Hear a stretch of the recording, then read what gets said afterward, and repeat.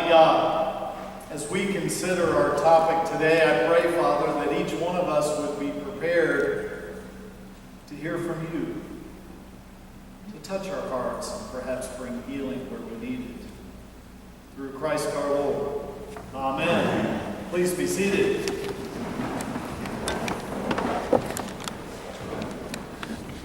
I'm going to begin by reading a different version of the Epistle of James, verse 27. Religion that our God and Father accepts as pure and faultless is this: to look after or visit orphans and widows in their distress, and to keep oneself from being polluted by the world. And then Jesus said, "In me you may have peace, and in this world you will have trouble, but take heart, I have overcome the world." Many of us have been touched by the death of a loved one, either in service to our country, and we're celebrating Memorial Day tomorrow, or the death of a loved one not in the service. My father was in the Marines and died on a military base. My mother died about a year before I came here. We've all, I imagine most of us in this room, if not all of us, have experienced grief in that way. And James tells us that we are to visit or look after orphans and widows in their distress. That is God's call to His church to be ready and available to help people who are grieving. And if you just look around you, that's everyone sitting around you this morning. And pretty much everyone you run into out on the street, your neighbors, your friends. Now, unfortunately, some of us wind up like this man in this story. A father took his 4-month-old daughter to the library. I'm not sure that's a good idea in the first place, but he did. And she was babbling softly while he browsed through the books. And then, as he was browsing and holding his daughter, an older gentleman said, "Tell that kid to shut up or I'll do it for you." And angrily he responded, "I'm very sorry for whatever happened in your life that caused you to be so disturbed by a happy baby, but I will not tell my baby to shut up, and I will not let you do so either." And the man braced himself for an angry reply, which we would all pretty much expect. But instead, the older gentleman looked down, took a deep breath, and said softly, "I apologize." And then he looked up with tears in his eyes, and after a moment, he finally said, "My son died when he was 2 months old."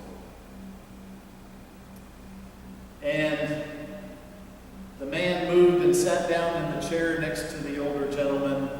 And the man went on to say that his son died from SIDS, sudden infant death syndrome, over 50 years previously. And he described how his anger led to a failed marriage and isolation from all those around him. And so the man asked the older gentleman to tell him about his son. And so he did, and he began to smile as he looked at the man's 4-year-old daughter there, who was still babbling away in his arms. And finally, the old man's shoulders relaxed, and he said, "May I hold your daughter?" And he did. And he returned her after a few minutes with a heartfelt thank you. And then he left. That man did not allow himself to grieve the loss of his son. And because of that, he was an angry, bitter man for 50 years. And on that day, perhaps began the process of healing his broken heart.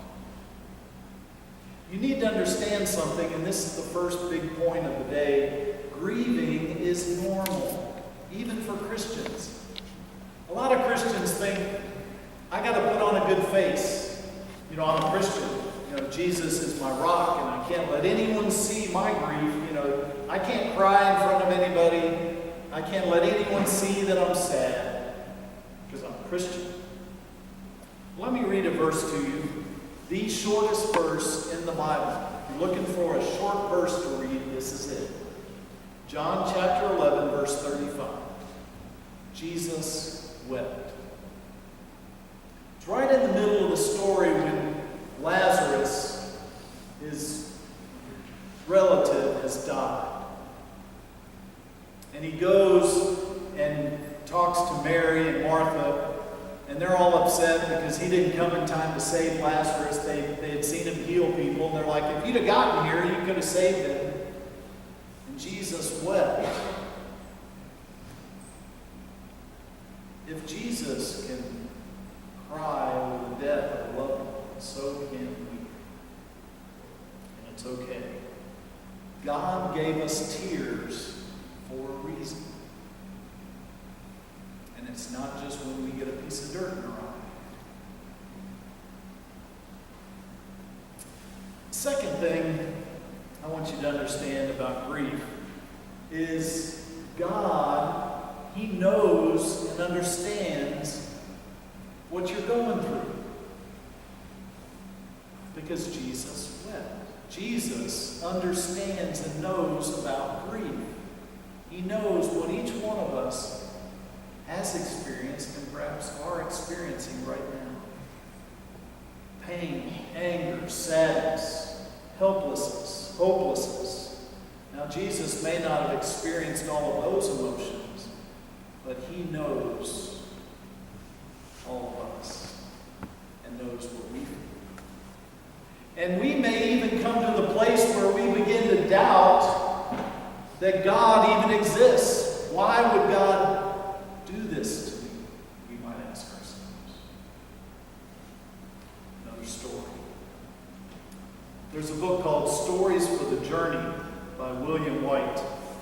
And he tells the story about a European seminary professor whose wife Enid died. And that seminary professor was so overcome with sorrow, he stopped eating and he wouldn't leave his house, he wouldn't go to class, he wouldn't teach, he wouldn't do anything. And the president of the seminary paid him a visit with some other colleagues from the school. And Hans, the man who lost his wife, said, I am no longer able to pray to God. In fact, I'm not certain I believe in God anymore. After a moment of silence, the seminary president said, well, then we will believe for you, and we will pray for you. And they came to Hans's house every day to pray with him. And a few months later, Hans said to them when they showed up at his door, come on in, but today you're not going to pray for me. You're going to pray with me. They had prayed for his faith to be restored and for his heart to be healed for months. And it finally began to happen. You see, God knows our hearts. He knows the pain and the anguish we go through when we lose someone we love. And He doesn't want us to stay in that place. He wants us to be healed and restored. Now that leads me to the third significant point. Obviously, there's a lot more to this than I can cover in one sermon, unless you want to miss brunch. So I'm going to keep it brief. But one really powerful key for healing is this. It's a simple concept, but a lot of us struggle with it when we're grieving, and that's forgiveness. Maybe we need to forgive someone who caused the death of our loved one. Maybe we need to forgive our loved one. I've told you this story before, but my father died. I was a freshman in college. I might have been a senior in high school. I always get it mixed up in my head. It was one of those two. And I immediately, obviously, grieved the loss of my father. We had been disconnected, really, and I had finally reached a point I wanted to reach out to him and renew our relationship, but then he went and died on me. And I couldn't. And I was angry.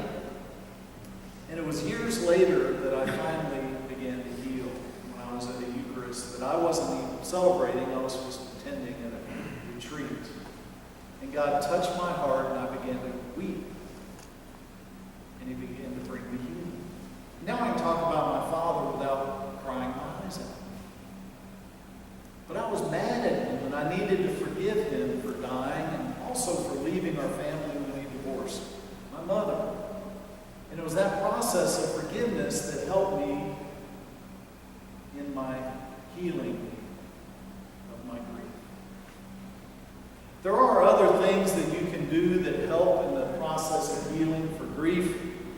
One might be a good stiff shot of Jack Daniels every night. Now don't call the bishop and tell on me I said that.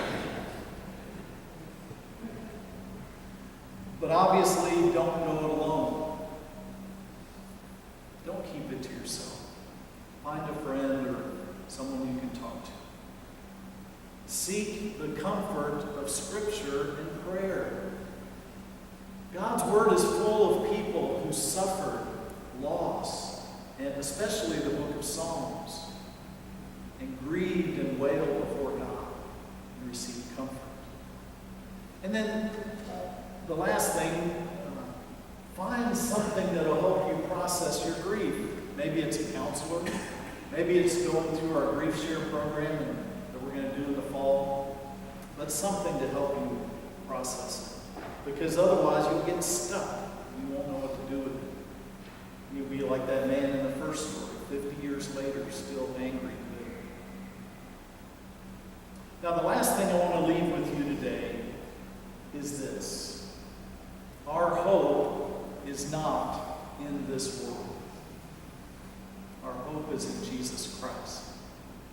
Our hope is in heaven. Jesus said in John chapter 11, I am the resurrection and the life. He who believes in me will live even though he dies, and whoever lives and believes in me will never die. You know where he said those words?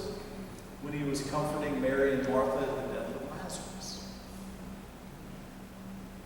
We have the hope of heaven ahead of us, and that gives us comfort, and we can hold on to that.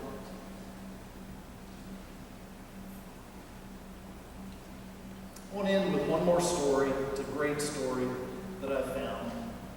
And I think it might help to answer part of that why question, or at least come to terms with it, if not fully answered, obviously.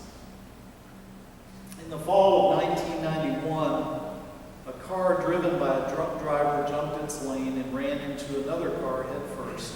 It was driven by a man named Jerry Sitzer.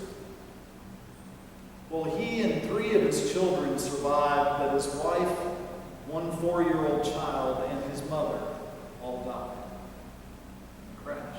And over the years, he wound up writing a book about his grief and his loss called A Grace Revealed. And in that, he tells this story that he had when he was talking to his son David when he was 8 years old. David was a quiet, reflective young man, and he didn't talk about the accident much, but one day they were driving in the car, heading to a soccer match, and David asked him, do you think Mom sees us right now? And he paused, and I don't know, David, I think maybe she does see us. Why do you ask? And he said, I don't see how she could, Dad. I thought heaven was full of happiness. How could she bear to see us so sad? That caused him to ask himself a few questions. Could Linda witness our pain in heaven? How could that be possible? And how could she bear it if she could see it. And finally he said, I think she does see us, but she sees the whole story, including how it all turns out, which is beautiful to her. It's going to be a good story, David. And then in the book, Sitzer adds this. I wouldn't hazard to estimate the number of times I've been asked, how does Christianity address the problem of suffering? The Christian answer to suffering is Christ's suffering and Christ's resurrection. God knows pain within himself. God knows joy within himself. He knows the whole story as one, including how it all turns out, which is glorious indeed. Let us pray.